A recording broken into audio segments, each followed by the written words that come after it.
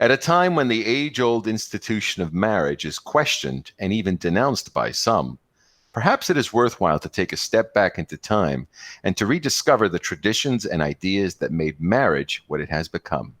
The journey will begin in ancient Greece and make its way into Rome, Constantinople, and around the world. Our guide for the occasion, the reliable Esmeralda Mourikis.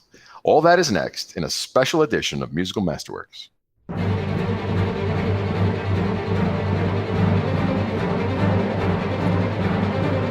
Musical Masterworks, a program dedicated to the rediscovery of great symphonic, instrumental, choral, operatic, cinematic, and electronic compositions from antiquity to the present, with your host, Mike Stratis. And good evening. This is Mike Stratis, host of Musical Masterworks, but tonight's a special edition of Musical Masterworks, the time we look at a lot of historical events and traditions and other interesting themes. And of course, the person that I always call for this occasion is, as I called her, the ever so reliable Esmeralda Mourikis. Good evening, Esmeralda. Good evening, Mike. It's always a pleasure to be in your show. Always a pleasure. Always a pleasure. And it's always a pleasure to have you here. I started off by saying we're going to be taking a look from ancient Greece, Rome, Constantinople, and around the world on the subject of the traditions of marriage. Mm-hmm. And it's a fascinating topic. You and I were talking about this, and I think it's something that in this time period is quite an appropriate thing, because we tend to take marriage for granted. We think we know everything about it, and then we discover these fascinating details about it. And you're here to tell us, starting from the beginning of our world, the ancient Greek world, how this actually began. So take it away. Since we're beginning with ancient Greece, let's briefly refer to the gods who were protecting the sanctity of marriage. Yes. Plutarch names 4 gods: Zeus, Hera, Python, Artemis. And if I may interject here, I think most people would know Zeus, Hera, and Artemis, but most would not know the name Python. And for the sake of clarification, Python is the goddess of persuasion and seduction. Interesting how he fits that into the whole marriage argument. Go ahead, Esmeralda. And since Hera was called Gamilia, that means related to the marriage, the couples used to get married during Hera's sacred month, which was called Gamilion. And Gamilion relates to January, but it was not month of the year. It was actually the 7th month. Oh, the 7th month is January. Interesting. And let's also refer to the patron of marriage, Hymenaeus, a handsome young man. We can see him on a wall painting in Pompeii, holding a wreath with his right hand and a big candle with his left hand. This is a tradition which is kept until today in religious ceremonies. We have the wreath, we have the candle. And by the way, when Alexander the Great married Roxanne, the painter Aetion, who was present at the ceremony, drew a painting and included also Hymenaeus in it. This painting is described by Lucianos, and it inspired, and it inspired the Renaissance painters Raphael and Sodoma. Sodoma's painting is based on a drawing of Raphael, and on this painting we can see Alexander giving his bride the royal crown, as Hymenaeus and Alexander's best friend Hephaestion are watching. From what I understand, the concept of Hymenaeus is always something that is brought up in marriage. And if I'm not mistaken, he was a big theme in some of the lyric poets of the ancient Greek world, from, Correct. I guess, from Sappho all the way to Anacreon. And you also find him in English literature in some of the Romantic poets who always make reference to this fascinating god. Continue, please. And the word Hymenaeus is also the song to honor the bride. Homer and Hesiod also refer to the word Hymenaeus as a bridal song. So we are still using a word as it is from ancient times, Hymenaeus. Right. In ancient Greece, the purpose of marriage was to preserve the lineage and the fortune. They did not see it as an act of love or togetherness. And this is why in the ancient law, the woman is lesser than the man. And so we have two different verbs to describe the act of getting married. For the woman, we have the verb υπανδρεύομαι. That means I am below the man. Υπανδρεύομαι, υπό τον άνδρα. I am below the man. And for the man, we have the verb γαμαίο γαμό, which unfortunately became a vulgar term in modern Greek. Right, that's right. If we read the beginning of Ευρυπίδης, Ιφηγένεια, and Tavris, we do find this verb. Πέλοψ, ο Ταντάλιος εις πίσαν μολών, θωέ συνήπης, η νομάου γαμή κόρην εξής ατρευσέβλαστεν. Pelops, the son of Tantalus, after he came to Pisa, married the daughter of Inomaus. So we can say that the concept in ancient Greece of marriage is pretty much one of preservation and maintenance of, like you said in the beginning, property and status. And sadly, the modern notion of romance and togetherness and companionship is absolutely missing. But of course, that's not 100%. It's missing. Not. Of course, there's some exceptions. Right. Absolutely. Right. Yeah. Continue. In ancient law, we also see monogamy. Meanwhile, the man could have a mistress or he could have mistresses. And according both to the Spartan and to the Athenian law, people who did not want children were listed in a book called Graphi Agamiou, something like a blacklist. Wow. And in Sparta, they had also another book for people who married at an advanced age and could not have children anymore. Another blacklist here. This was called Graphi Oψυγαμίου. Right. And since for ethical reasons the children had to make all the arrangements for their parents' funeral, as Plato and Hesiod write, if the couple did not have children, they were adopting. Also, the parents had to educate the children, and the children had the obligation to take care of their old parents. And that's, I guess, where the word gyrovosko, to shepherd one's old parents, comes from, correct? Correct, yeah, gyrovosko. Unless if the parents did not educate the children or did something extremely moral, like in rare cases forcing them into prostitution. And of course, the children who were not legitimate did not have the obligation to take care of their old parents. But in any case, they all still had to attend the funeral of both parents. I find that a fascinating feature because there is clearly a distinction that even illegitimate children are required by moral laws to attend the funeral of parents that have not gone as far as legally embracing them. That is an absolutely important moral tradition that society seems to be emphasizing here. And sometimes we seem to lack these moral laws in our own times where we don't take a position. But I just find that very fascinating. Yeah. It is. Yeah. The most ancient form of marriage is the abduction or the purchase of a woman by the groom. Let's remember Homer, Hellenic. Right, and the abduction of Helen, right. The abduction of Helen. And in a symbolic way, in Sparta, the man was abducting the woman even after gaining approval for marriage from her father.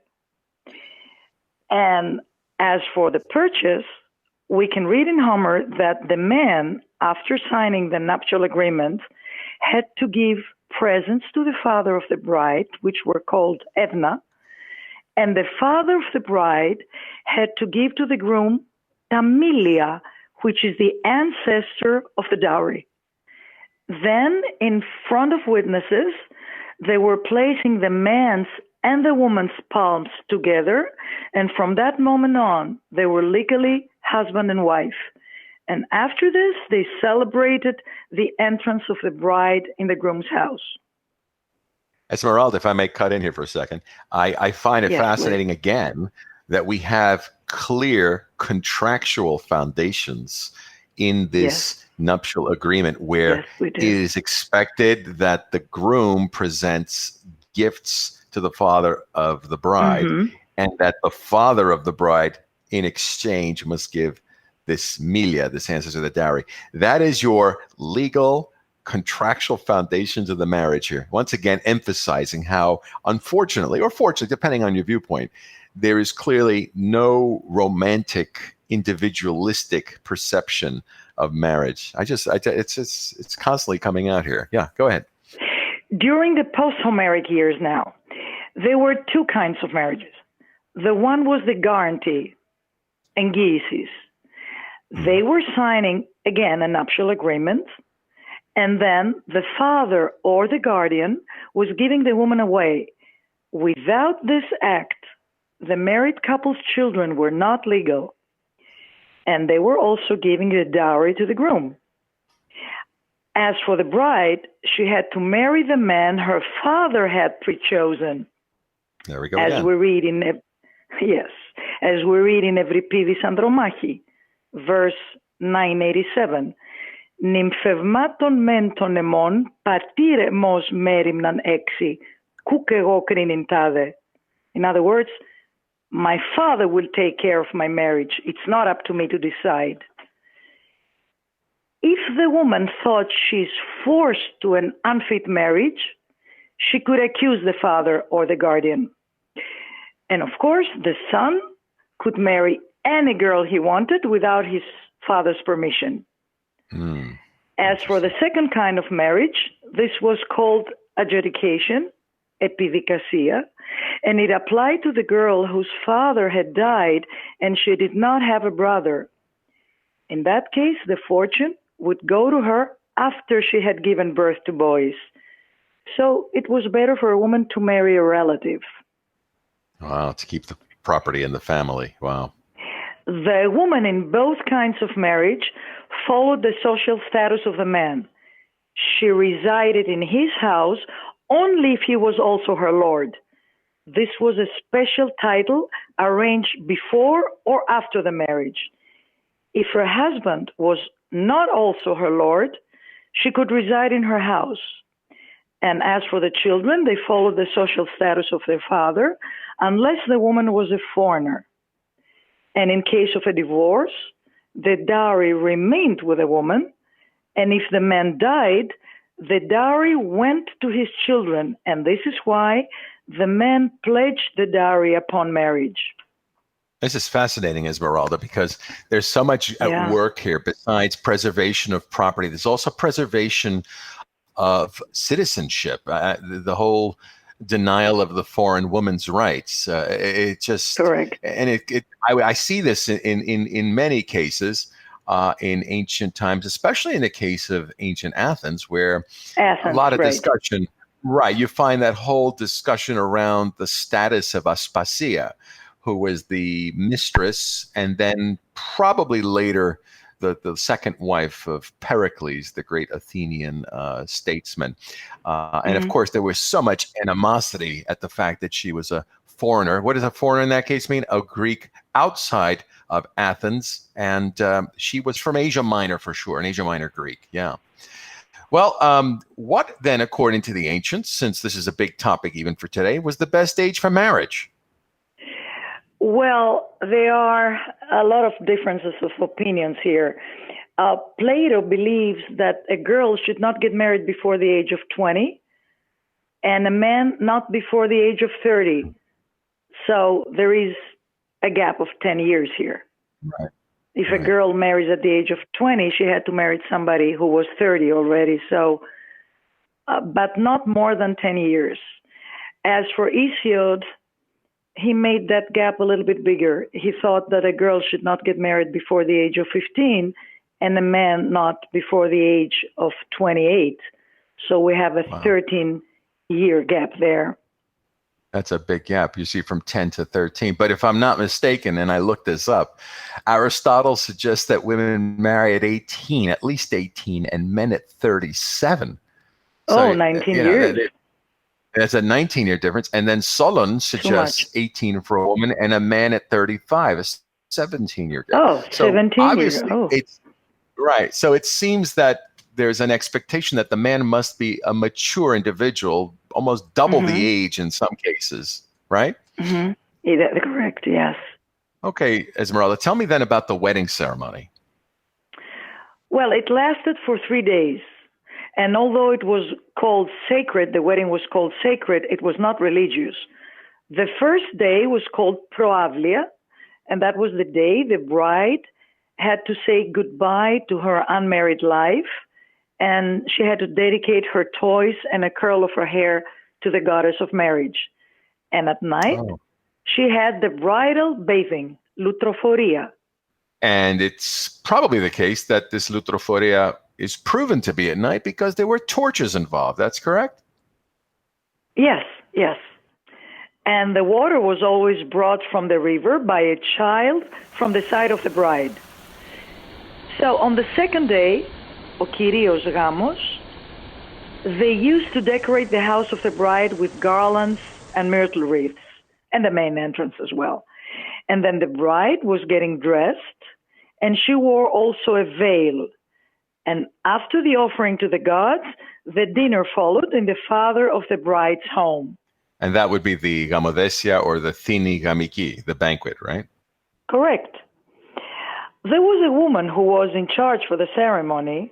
She was called Demiurgos, creator. And she had to bake something like a pie made out of sesame called gamikos plakous. And that was a symbol of fertility. And the bridesmaid escorted the bride to the table. The veil was lifted after the dinner, and then the groom had to give his presents, and the couple was escorted to the groom's house with torches. If this was the groom's second marriage, he was not allowed to escort the bride, and she could walk to his house. There, the friends would sprinkle the couple with nuts, which were called tragimata, and give them quince to eat, milon kidonion. The quince is a symbol of Venus. Right. During the couple's first night, the bride's best friend was guarding the room, and young girls were singing in front of the closed door. And the third day, which was called epavlia, the bride was given the presents, shoes, perfumes, dresses, even a compass. And then the man would take the dowry, offer to the gods, and host the dinner. I have to stop you here. Esmeralda, I have to stop you here. Yes. A compass. Now, let's put a little explanation. Giving a compass as a gift. Well, I was fascinated with this, and I assumed the compass has something to do with the four corners of the horizon, the north, south, east, west. Exactly. So some form of Greek feng shui to balance out the four basic elements: earth, wind, fire, water. It's amazing. It really is amazing. Correct. And let's also not forget that in money, the groom never accepted a dowry. And we, of course, see a lot of these customs and until the 20th century. Well, if I'm not mistaken, it goes on even into today, our times, the 21st century, because I have seen a lot of these things personally taking place. I've been very fortunate from the time when I got married to have experienced some of these modern forms of these ancient concepts, the whole progression from day to day and from relatives who've gone through similar scenarios. The one day you have the family of the bride, the next day is the family of the groom, the third day is possibly extra days added on even. I would go as far as maybe as much as a week in some cases. Oh. And of course, the presence of the cake. The cake is an ancient example. You've got the escorting of the groom.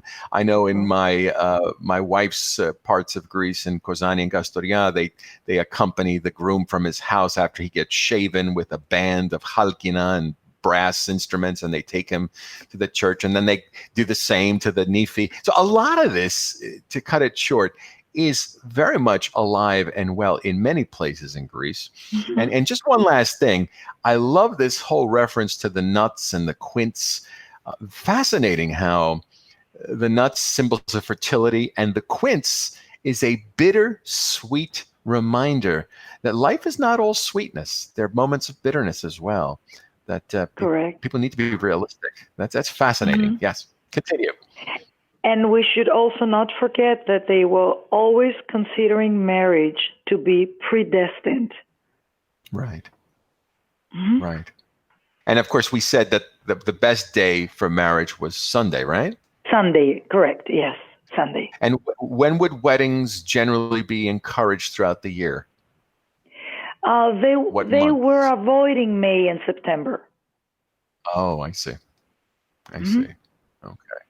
So, and that's fascinating how a lot of the restrictions, we have a lot of religious restrictions today through the church, but in ancient times, I'm sure there are different rationales for that.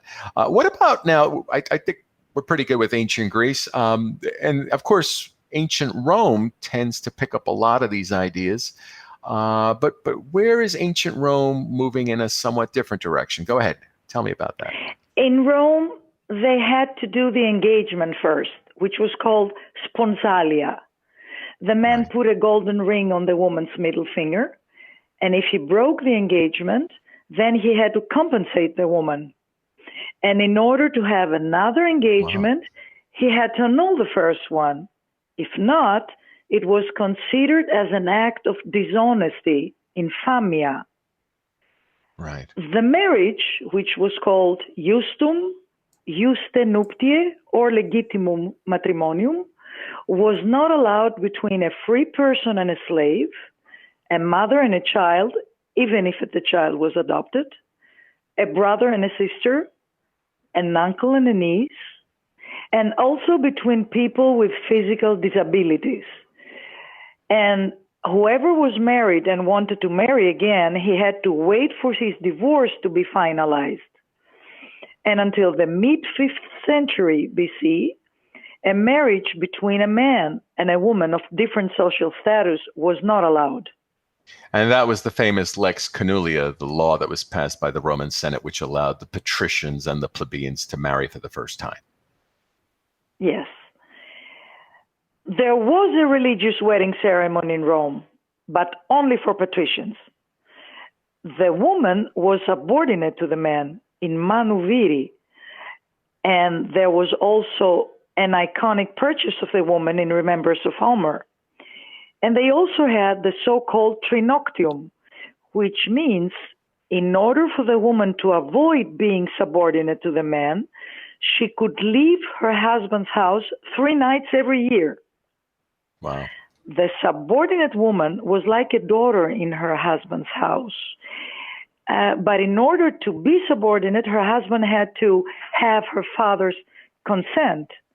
And of course, she had to be obedient and loyal. The night before the wedding, she had to dedicate her robe and her toys to the gods who were protecting her family. And for the ceremony, she was dressed in a long white gown with red ribbons and a belt around her waist with a knot called nodus herculeus. And her husband would untie this knot at night. And that would be the famous knot of Hercules, right? As a symbol. Correct. Yes. Okay. The bride wore also a red veil, which was called flammeum. The augury followed, and then the nuptial agreement was signed, also by the 10 witnesses who were present. And after the signing, they would place the bride's right hand on the groom's right hand while the augur was praying. And then the couple sacrificed either an ox or a hog while the guests were crying out loud, Feliciter. Which today we would say, congratulations to the couple. Mm-hmm. The dinner followed, Kena, and after the dinner, the bride was escorted to the groom's house with musicians, songs, and torches. And those songs, from what historians and literary personalities write, were very bawdy, naughty songs, right? Correct. Yeah, yes. As for the entrance was spread with oil and fat and covered with woolen ribbons.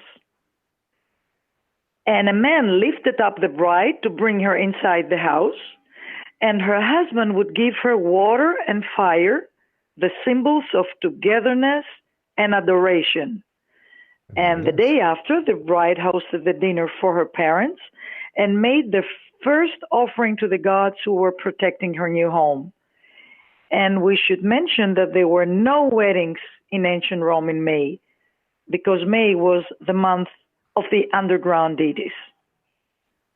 That's interesting. If I interject here, Esmeralda, some interesting observations I made along the way. First of all, the young bride giving her toys marks the end of her youthfulness, her era of being a child, and now she's being a woman. Very fascinating point.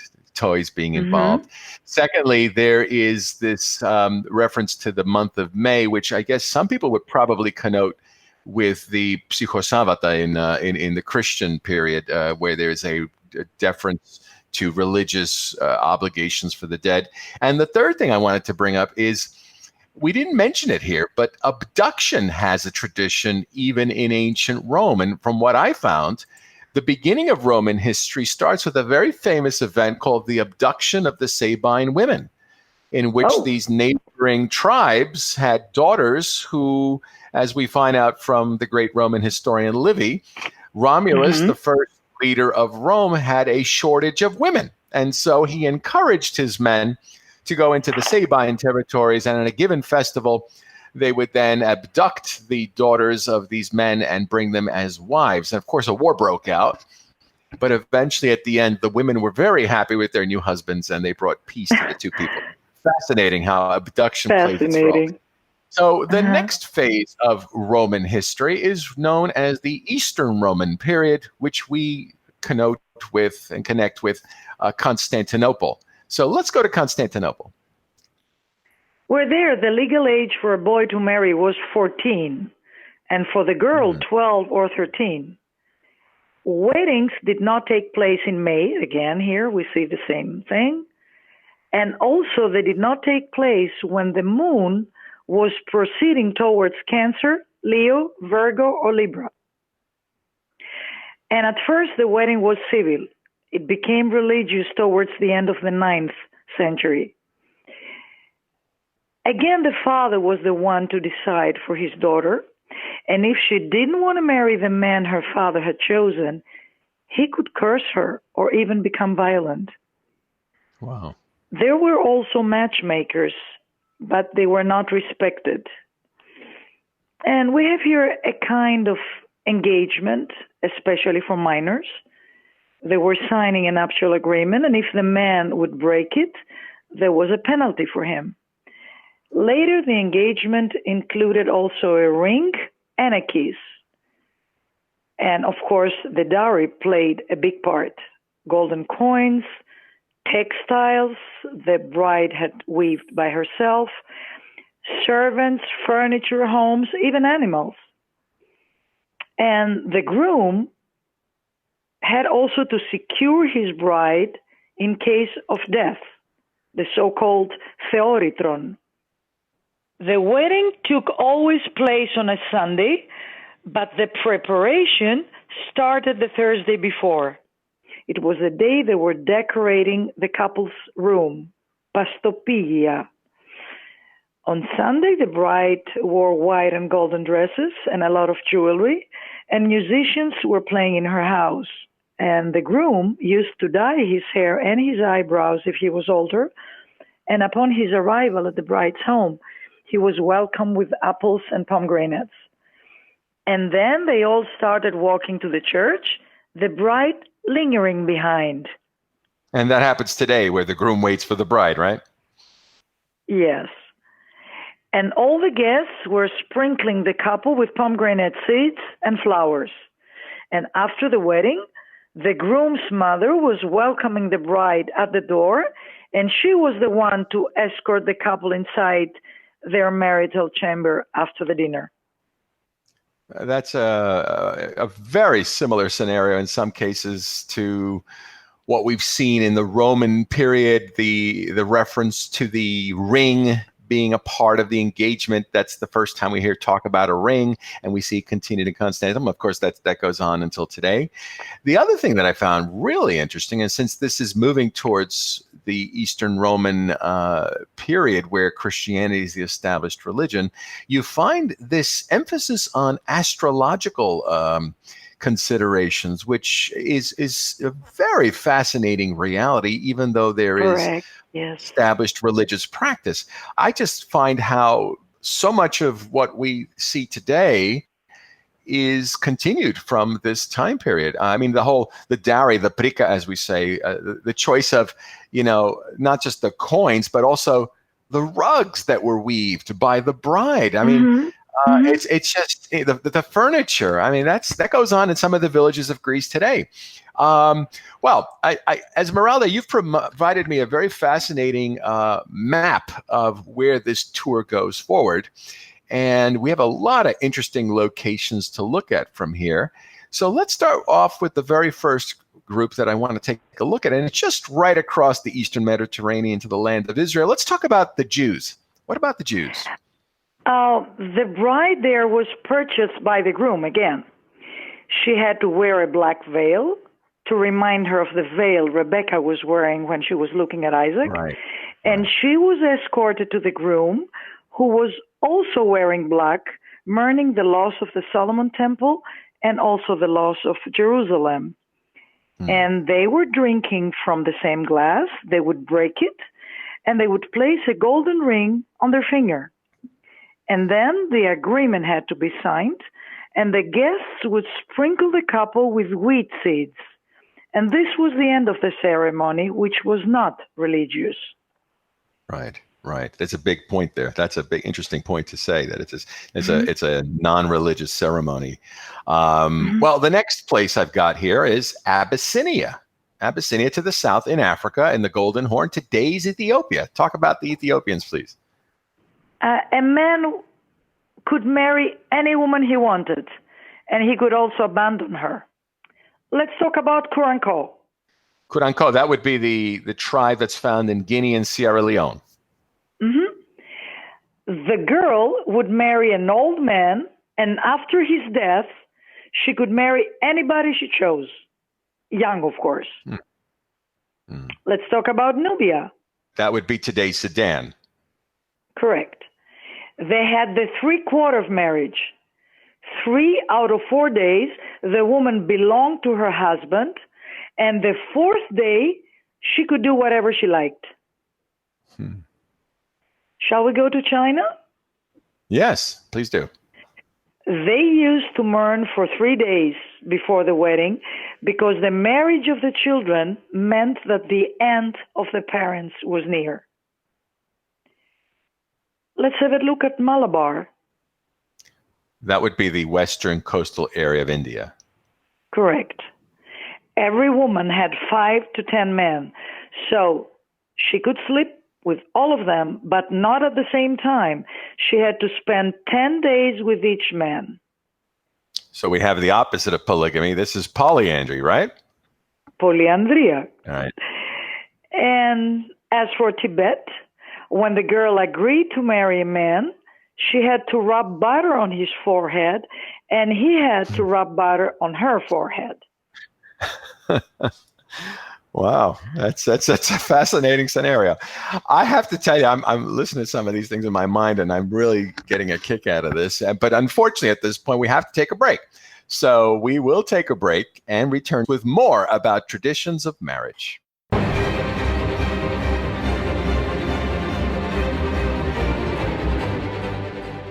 And welcome back to a special edition of Musical Masterworks, where the topic has been marriage, the traditions of marriage, starting from ancient times into modern times.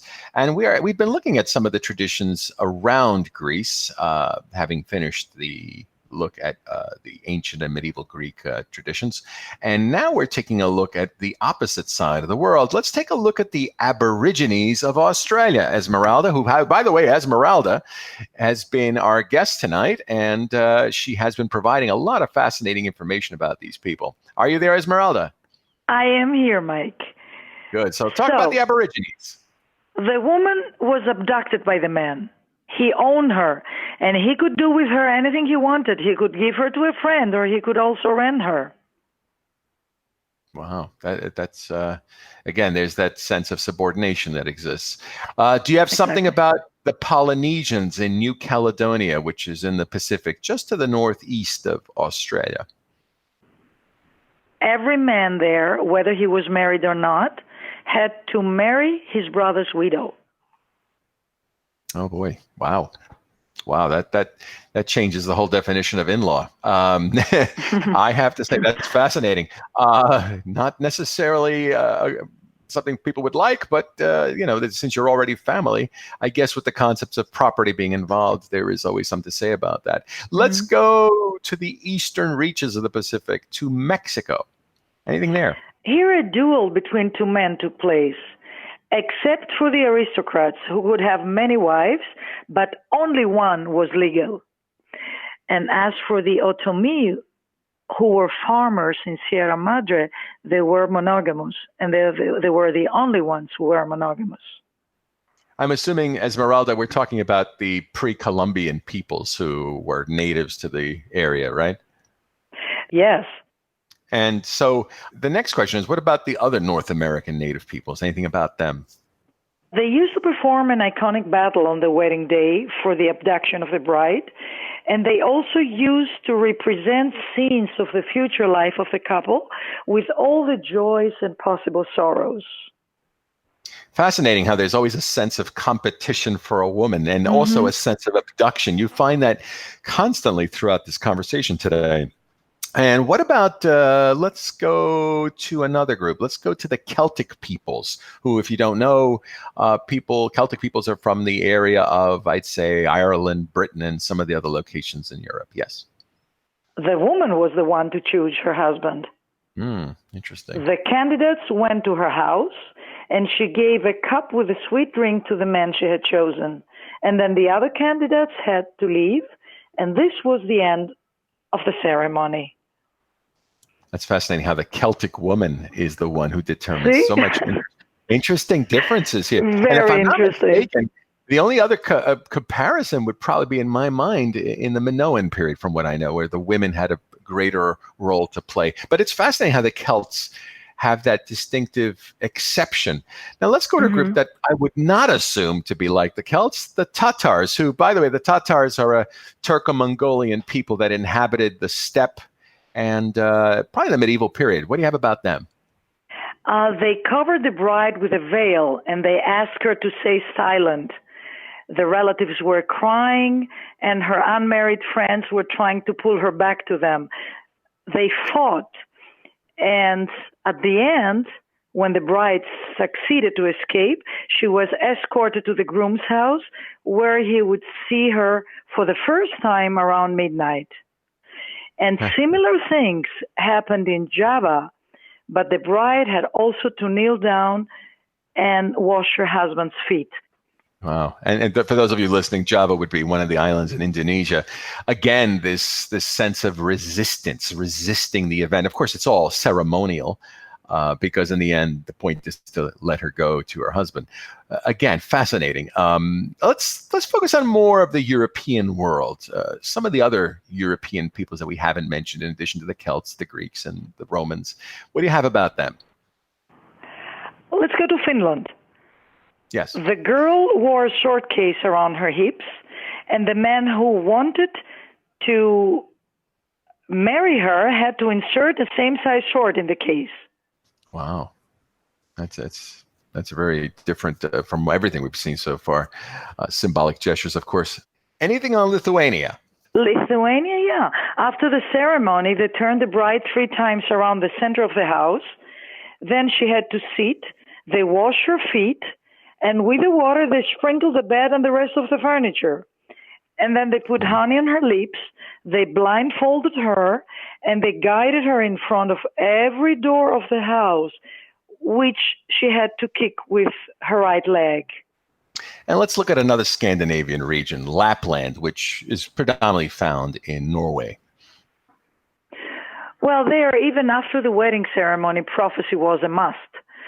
So the older relative used to go inside a hut and used to hit repeatedly a big piece of iron on a stone. And if a sparkle came out, this was a good omen. The marriage would be a happy one. We have to say, in general, among the ancient Europeans, the marriage was like a trade. And as for the medieval years, if a woman was not loyal to her husband, it was considered a crime, and she had to be killed. As for monogamy, monogamy prevailed after all because due to financial difficulties, a man could not support many women. Still, Luther and the Pope Gregory II allowed polygamy. Yeah, that's mind blasting to allow polygamy. I mean, being a Christian preacher and the Pope of the Catholic Church, I'm assuming they're actually using biblical references to Could be, I don't know. Interpret an allowance for it. But I'm sure that their view is in a very small minority. Yeah. But if I'm not mistaken, the Germans actually reestablished something very important at this time. What would that be, Esmeralda? If I'm not mistaken, the Germans are the ones who reintroduced the engagement. Right. That says a lot. It's bringing it back from ancient times into the modern world. Then there is the well-known traditions of the opposite of monogamy, which is polygamy. We know that historically the Muslims of the Middle East had an acceptance of polygamy in their early form. And we also know in more recent times, in the 19th century, the case of the Mormons. They practiced polygamy for a period of time, and by the time they reached Utah and established themselves there, one of the considerations for joining the Union would have been the prohibition of polygamy according to the law of the United States. And so we find that the Mormons gave up polygamy officially to join the United States of America. And there we have it. We come to the end of another show. This is the special edition of Musical Masterworks with my guest, Esmeralda Mourikis. A big thank you, Esmeralda, for being here again. I thank you very much, Mike. Thank you very much for inviting me. You always bring us some fascinating information. It's a big thank you goes out to you. I'll be back again in 2 weeks. Until then, have a wonderful night.